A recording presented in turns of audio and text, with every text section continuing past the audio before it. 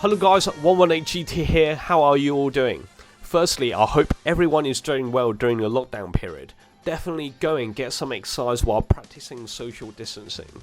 I'm sure some of us have gained a bit of weight, so stay healthy and keep active. Anyway, enough talk, so here is part 2 of my Japan adventures. I hope you guys like what you see and click like and subscribe. It really helps me out a lot. It just gives me an idea if you're enjoying my content so I can improve and make better videos. So, on my last day in Japan, I went to Type 1 factory. This is the temple of VTEC. It's just a heaven for all Honda fans out there. So Type 1 is basically Spoon's headquarters.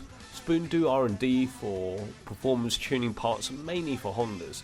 They do some parts for other cars as well, but here at Type 1 they don't stock parts, it's more of a shop for servicing and tuning.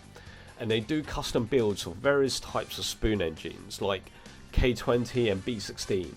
Here you can see their iconic blue and yellow theme on the DC5 and FD Civic.